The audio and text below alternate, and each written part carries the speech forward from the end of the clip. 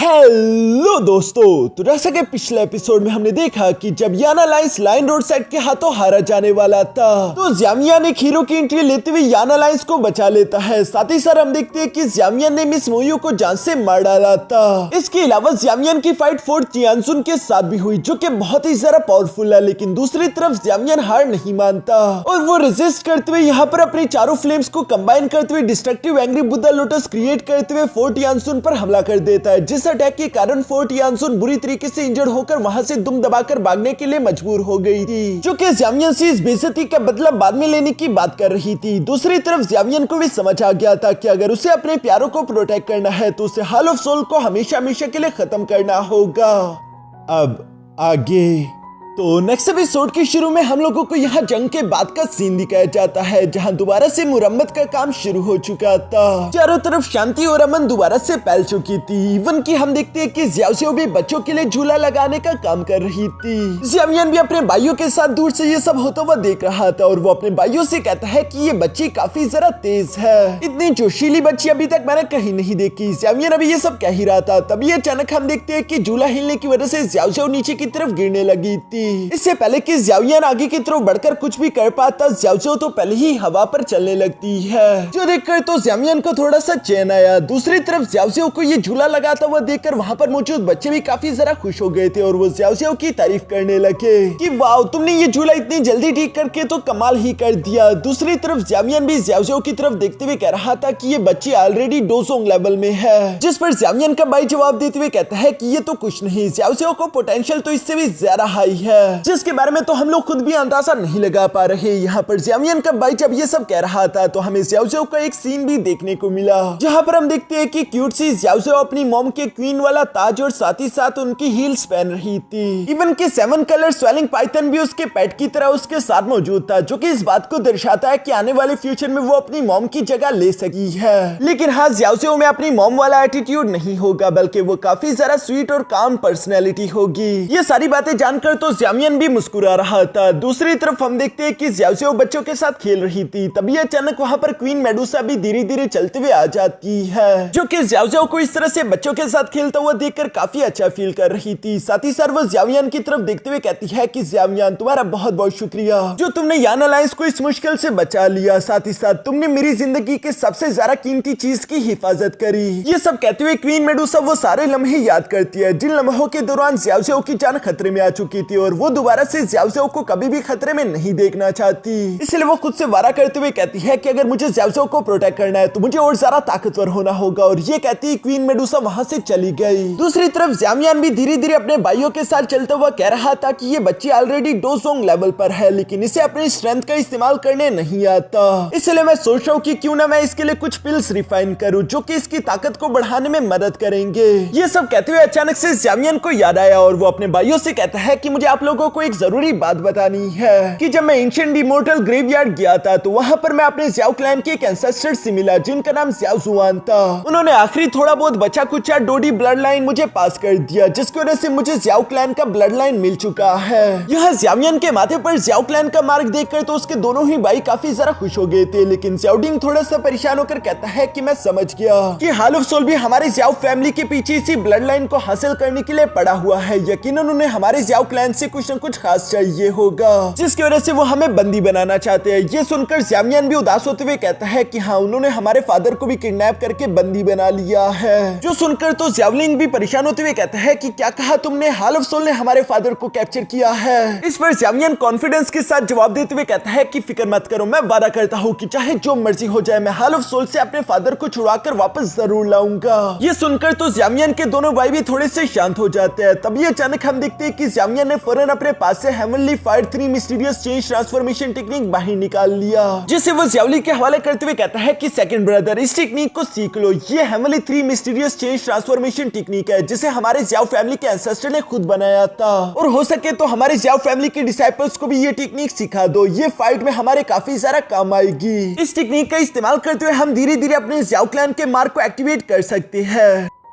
ये सुनकर ज़ियाओली ज़ियांगयान को जवाब देते हुए कहता है कि हाँ, हमारे ज़ियाओ क्लैन में कई सारे टैलेंटेड बच्चे मौजूद हैं, मगर पिछली बार जब ज़ियाओ फैमिली पर हमला हुआ था तो हमारे कई सारे डो टेक्निक्स डिस्ट्रॉय हो चुके थे और इसी वजह से हम अपने डिसाइपल्स को न्यू टेक्निक नहीं दे पा रहे। लेकिन बड़े भाई, तुम्हारी वजह से अब हम दोबारा से उन्हें ट्रेन कर पाएंगे। जो सुनकर ज़ियांगयान अपने बड़े भाई से कहता है कि हमारे ज़ियाओ फैमिली के डिसाइपल्स को ट्रेन करना ये आपकी जिम्मेदारी है, इसलिए आप उन्हें ट्रेन करने में पूरी जान लगा देना। ये तीनों अभी इसी तरह की बातें कर ही रहे थे, तभी अचानक ज़ियाओ फैमिली का एक सोल्जर वहां पर भागता भागता फौरन से आ जाता है, जो कि आते हुए कह रहा था कि लीडर, हमारे मेडिसिनल स्टोर हाउस में अचानक से आग लग गई। जो सुनकर ज़ियांगयान सोचते हुए कहता है कि हमारा मेडिसिनल स्टोर हाउस तो बॉर्डर से काफी जरा दूर है, वहां पर तो जंग के आसार भी नहीं पहुंचे, लेकिन फिर अचानक से आग कैसे लग गई। वो भी ये सब सोच ही रहे थे कि तभी अचानक ज़ियाओली मुस्कुराते हुए कहता है कि शायद कुछ लोगों का वक्त यहाँ पर पूरा हो गया। जो सुनकर ज़ियांगयान समझ जाता है कि यकीनन उनमें से कोई गद्दार है, इसलिए वो अपने भाइयों से कहता है कि जब तक मैं ये मसला सॉल्व नहीं कर लेता मैं वापस सेंट्रल प्लेन नहीं जाने वाला।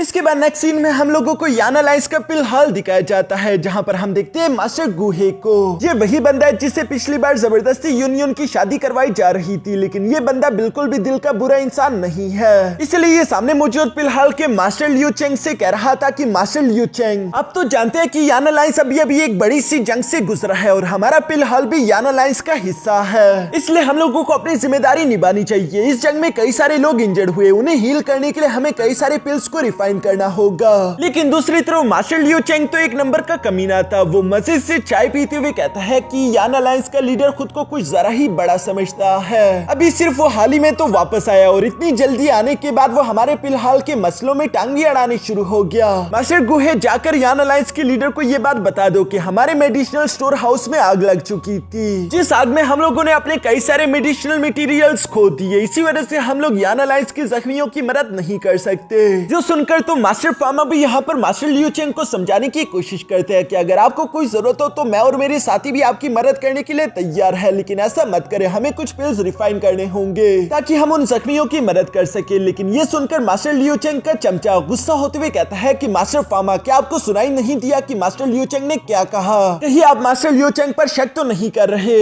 इवन के मास्टर लियू चेंग भी खड़े होते हुए मास्टर फार्मा के पास आते हुए कहता है कि फिलहाल की जिम्मेदारी मेरे कंधों पर है, इसलिए उस जिम्मेदारी को तुम मुझ पर छोड़ दो, जबकि मिस्टर फार्मा बस सिर्फ आप अपना ख्याल रखे। ये सब कहते हुए यहाँ से मास्टर लियू चेंग जाने लगा और जाते हुए कहता है कि मुझे कोई जरूरी काम पूरे करने हैं, इसलिए मुझे जाने की इजाजत दे। यहाँ इस कमीने को जाता हुआ देखकर मास्टर गुहे को तो काफी सारा गुस्सा आ रहा था और वो गुस्सा होते हुए कहते हैं कि इस तरह की सिचुएशन में अचानक मेडिसिनल स्टोर हाउस ने आग पकड़ ली, ये काफी जरा अजीब बात है, मुझे तो इस कमीने पर शक हो रहा है। जिस पर मास्टर फार्मा उसे समझाते हुए कहते हैं कि गुहे, शांत हो जाओ, तुम्हें इतनी ज्यादा फिक्र करने की कोई जरूरत नहीं। अब चूंकि यान अलायंस के लीडर वापस लौट आए हैं तो यकीनन इस प्रॉब्लम का भी कोई ना कोई सोल्यूशन निकाल लेंगे। यहाँ ये सब कहने के बाद हम लोगों को नेक्स्ट डे एक दावत का सीन दिखाया जाता है, जहाँ पर हम देखते हैं कि सारे के सारे यान अलायंस के मेंबर्स मजे के साथ खाना एंजॉय कर रहे थे। तभी अचानक ज़ियांगयान एक वाइन का कप लेते हुए खड़े होकर कहता है कि मैं कुछ कहना चाहता हूँ। जो सुनकर तो सब लोग खामोश होते हुए ज़ियांगयान की तरफ देखने लगे। ज़ियांगयान सब लोगों का शुक्रिया अदा करते हुए कहता है कि सबसे पहले तो आप लोगों की बहुत बहुत मेहरबानी कि आप लोग इस तरह की सिचुएशन में भी यान अलायंस के लिए खड़े रहे।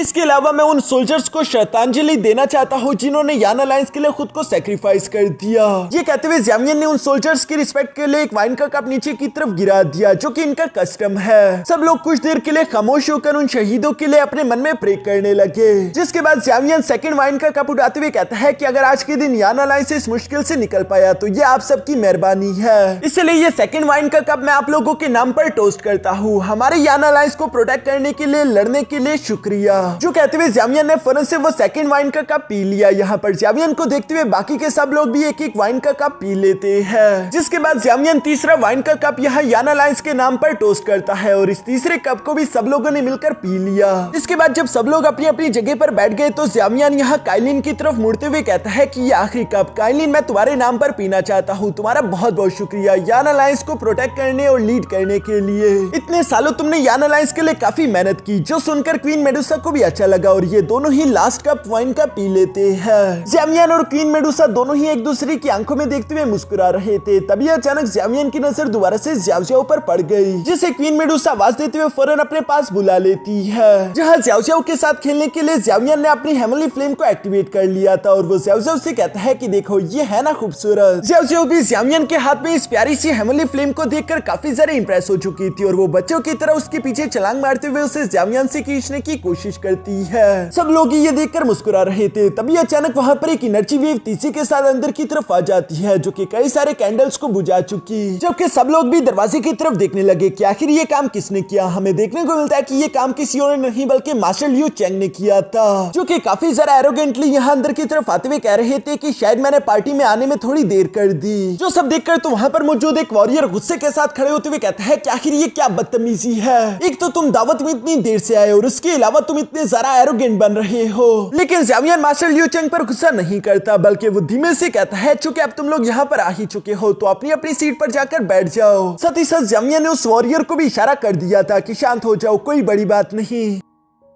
इसके बाद ज़ावियन उन दोनों से कहता है कि तुम दोनों ने अभी तक खुद का इंट्रोडक्शन नहीं करवाया, जो सुनकर वो दोनों बारी बारी करके यहाँ खुद को इंट्रोड्यूस करवाने लगे। जहाँ पर मास्टर लियू चेंग बताता है कि मैं फिलहाल का एक 7th ग्रेड का अल्केमिस्ट लियू चेंग हूँ। दूसरा वॉरियर जिसका नाम मास्टर वू ज़ेन था, वो भी खुद को इंट्रोड्यूस करवाते हुए कहता है कि मैं भी फिलहाल का एक 7th ग्रेड अल्केमिस्ट हूँ। ये सुनकर तो ज़ावियन मुस्कुराते हुए कहता है फिर तो तुम दोनों बिल्कुल सही टाइम पर आए, क्योंकि मैं सोच रहा था कि एक फास्ट ओरिजिन पिल यहाँ ज़्याओ ज़्याओ के लिए बना दूं। तुम दोनों क्या इसके बारे में गाइडेंस देना चाहोगे? जो सुनकर तो ये दोनों ही एक दूसरे का मुंह देखने लगे और बात करते हुए कहते हैं कि फर्स्ट ओरिजिन पिल तो एक 8 ग्रेड की पिल होती है, जिसे बनाना तो इन दोनों के बस की बात नहीं थी और इन्हें लग रहा था कि ज़ावियन भी ये काम नहीं कर सकता। लेकिन वो ज़ावियन को फेल होता हुआ देखना चाहते थे, इसलिए वो ज़ावियन से कहते हैं कि अलायंस लीडर, हम आपको गाइडेंस तो नहीं दे सकते, लेकिन फर्स्ट ओरिजिन पिल को बनाने के लिए जो इंग्रेडिएंट्स चाहिए होंगे वो मेरे पास मौजूद है और वो मैं आपको गिफ्ट के तौर पर देना चाहता हूँ। ये कहती मास्टर लियू चेंग ने एक इंग्रेडिएंट वाला बॉक्स तेजी से ज़ावियन की तरफ थ्रो कर दिया, जिसे ज़ावियन हवा में ही अपनी साइकी पावर का इस्तेमाल करते हुए ब्लॉक कर देता है और ज़ावियन देखने लगा कि उसके अंदर इंग्रेडिएंट्स मौजूद थे। लेकिन वो यहाँ मास्टर लियू चेंग से कहता है कि मैंने तो सुना था कि मेडिसिनल स्टोर हाउस में आग लग चुकी, तो आखिर ये इंग्रेडिएंट्स बच कैसे गए और ये तुम्हारे पास क्यों मौजूद थे? जिस पर मास्टर लियू चेंग कहता है कि हम यान अलायंस के अल्केमिस्ट है, इस तरह के मटेरियल्स हमारे पास होना ये तो पूरी तरीके से नेचुरल है। जो सुनकर ज़ावियन गुस्सा होते हुए कहते हैं कि यान अलायंस की जंग के बाद जब हमारे सोल्जर बुरी तरीके से घायल थे और पिल्स की जरूरत थी, तभी के टाइम हमारे मेडिसिनल स्टोर हाउस में आग लग गई, क्या ये भी नेचुरल है? जिस पर तो मास्टर लियू चेंग के पास कोई जवाब नहीं रह पाता। दूसरी तरफ मास्टर वू ज़ेन गुहे पर गुस्सा उतारते हुए कहते हैं कि क्या तुमने अलायंस लीडर को सही से समझाया नहीं? हमारा फिलहाल बाकी की जगहों की तरह नहीं है, चाहे यान अलायंस का लीडर ही क्यों ना हो, वो हमारे फिलहाल के मैटर्स में इंटरफियर नहीं कर सका। हमारे फिलहाल ने यान अलायंस को एक पिलर की तरह सहारा देने के लिए खुद को उनके साथ जोड़ा है, वो हम पर सवाल नहीं खड़े कर सकते।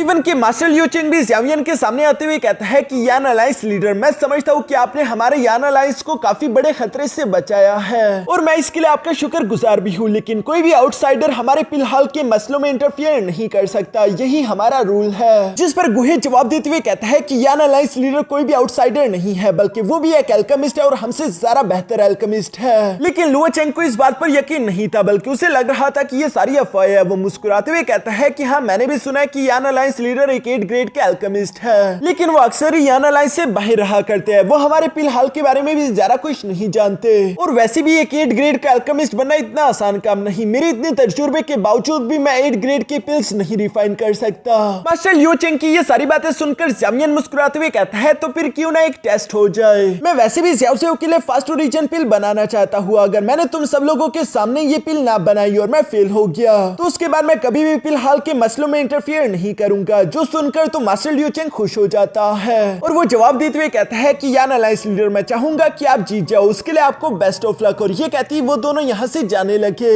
मगर इन दोनों को बिल्कुल भी मालूम नहीं कि ज़ावियन कितना बड़ा अल्केमिस्ट है और ये सब सोचते हुए पॉइजन गर्ल तो मुस्कुरा रही थी। दूसरी तरफ हम देखते हैं कि तभी अचानक मास्टर लियू चेंग और वू ज़ेन दोनों अचानक नीचे की तरफ गिर जाते हैं, क्योंकि ज़्याओ ज़्याओ ने वहाँ पर एक रस्सी रखी हुई थी जिसे अचानक से उसने खींच दिया और इसी वजह से सब लोग यहाँ पर मास्टर लियू चेंग और वू ज़ेन पर हंसने लगे। जिस पर मास्टर लियू चेंग को तो काफी सारा गुस्सा आ रहा था, लेकिन आखिर वो ज़्याओ ज़्याओ को क्या ही कह सकता है, इसलिए वो अपने चमचे को लेकर फौरन यहाँ से चला गया। जिसके जाने के बाद ज़ावियन वाइन टोस्ट करते हुए सब लोगों से कहता है कि इन दोनों पर अपना मूड खराब मत करो और पार्टी को एंजॉय करो। जो सुनकर सब लोग एक बार फिर से जश्न मनाने लगे। इसके बाद हम लोगों को नेक्स्ट डे मॉर्निंग का सीन दिखाया जाता है, जहाँ ज़ावियन फर्नेस के साथ अरीना में मौजूद था और फिलहाल के सारे अल्केमिस्ट भी ये सब देखने के लिए आए हुए थे। गुहे सब लोगों के सामने ऊंची आवाज में कहते हैं कि आज के दिन हमारा हमारा यान अलायंस लीडर सब लोगों के सामने एक 8 ग्रेड की पिल को रिफाइन करने वाला है, इसलिए मैं चाहता हूँ कि तुम लोग इसे अच्छे से देख लो। ये स्किल तुम लोगों को अल्केमी के फ्यूचर में काफी ज्यादा काम आएंगे। गुहा की ये बातें सुनकर सब लोग ज़्यावियन को काफी गौर से देख रहे थे। हम देखते हैं कि मास्टर लू चेंग और वुजेन भी यहाँ पर आकर बैठ गए, जबकि फिलहाल के कुछ डिसाइपल उन दोनों को देखते हुए आपस में बातें करते हुए कह रहे थे कि मुझे तो हमेशा से इन दोनों पर शक होता है। इवन के मेडिसिनल स्टोर हाउस में जो आग लगी थी उसके पीछे मुझे लगता है कि जरूर कोई ना कोई कहानी होगी। यहाँ पर जब वो लोग इसी तरह से बातें कर रहे थे तो मास्टर लू चेंग गुस्सा होते हुए कहते हैं कि खामोश हो जाओ, तुम लोग अगर इसी तरह से शोर मचाते रहे और हमारा यान अलायंस लीडर 8 ग्रेड की पिल को रिफाइन नहीं कर पाया तो जिम्मेदार तुम लोग कहलाए जाओगे। ये सुनकर सब लोग खामोश हो जाते हैं। दूसरी तरफ वुजेन लू चेंग से सवाल करते हुए कह रहा था कि कहीं ज़्यावियन सच में तो इस 8 ग्रेड की पिल को रिफाइन तो नहीं कर देगा, क्योंकि अगर ऐसा हो गया फिर हमारे लिए फिलहाल में कोई भी जगह नहीं बचेगी। इस पर लू चेंग जवाब देते हुए कहता है कि फिक्र मत करो, ज़्यावियन बेशक डोजुन लेवल का वॉरियर है, लेकिन डोजुन लेवल पर होने का ये मतलब नहीं कि वो 8 ग्रेड की पिल को इतनी आसानी के साथ रिफाइन कर ले। ये काम उसके बस का नहीं, बल्कि तुम सिर्फ देखते जाओ आज के दिन ज़्यावियन सब लोगों के सामने कैसा अपना मजाक बनवाता है। ये सब तो सिर्फ इसकी गलतफहमियां थी, क्योंकि दूसरी तरफ अरीना में मौजूद ज़्यावियन को तो कोई भी फर्क नहीं पड़ रहा था, बल्कि वो तो काफी कूल तरीके से सब लोगों के सामने अचानक अपनी हेवनली फ्लेम को एक्टिवेट कर लेता है, जिससे उसने फर्नेस को गर्म करना शुरू कर दिया। इस खतरनाक हेवनली फ्लेम की एनर्जी को महसूस करके तो वहां पर मौजूद सब लोग ही शॉक हो गए थे और वो सब लोग चिल्लाते हुए कह रहे थे कि हमारा यान अलायंस लीडर इतने पावरफुल हेवनली फ्लेम का मालिक है। अब हम समझे कि आखिर वो इतना सारा फेमस कैसे हो गया। जबकि साथ ही साथ हम देखते हैं कि मास्टर लू चेंग और वुजेन को भी अब डर लगने लगा था कि कहीं ऐसा ना हो कि ज़्यावियन इस 8 ग्रेड की पिल को रिफाइन कर ले। दूसरी तरफ हम देखते हैं कि ज़्यावियन ने अपने पास से इंग्रेडिएंट्स निकालते हुए यहाँ फर्नेस के अंदर डालना शुरू कर दिए थे। साथ ही साथ वो अपना सोल प्रेशर भी यहाँ फर्नेस पर लगाने शुरू हो गया, जिस सोल प्रेशर को आसपास के लोग भी महसूस कर पा रहे थे और ये सोल प्रेशर बहुत ही सारा खतरनाक था, जिस सोल प्रेशर को महसूस करके हर एक बंदे को अंदाजा हो जाता है कि ज़्यावियन सच में एक 8 ग्रेड का अल्केमिस्ट है, इसलिए उसका सोल प्रेशर इतना सारा खतरनाक है। अब इसके बाद हम देखते हैं कि ये पिल रिफाइनिंग प्रोसेस इसी तरह लगातार 8 दिन तक चलता रहा, जहां 8 दिन की रिफाइनिंग के बाद हम देखते हैं कि आखिरकार ज़्यावियन की ये 8 ग्रेड पिल पूरी तरीके से रिफाइन होकर तैयार हो चुकी थी। जहां तैयार होने के बाद वो तेजी से फर्नेस के अंदर से निकलते हुए बाहर की तरफ आकर आसमान में चली जाती है, जिसकी वजह से आसपास का मौसम बदलना शुरू हो गया था और लेजेंडरी कलरफुल थंडर्स आसमान में शो होने लगे। गुहे तो ये सब देखते हुए निराश होकर कहता है कि ज़्यावियन मुझसे काफी ज्यादा आगे निकल चुका है, अगर मैं अपनी पूरी जिंदगी भी लगा दूं तब भी मैं उसकी बराबरी नहीं कर पाऊंगा। जबकि दूसरी तरफ वुजेन भी घबराते हुए लू चेंग से सवाल करते हुए कहता है कि कहीं यान अलायंस लीडर कामयाब तो नहीं हो जाएगा, जिस पर लू चेंग मुस्कुराते हुए कहता है कि फिक्र मत करो, ये एक 5 कलर थंडर है जिसका ट्राइबोल्यूशन एग्जाम इतना ज्यादा खतरनाक होता है कि ज़्यावियन चाहकर भी इसे पास नहीं कर सकता और वो यकीनन फेल हो जाएगा।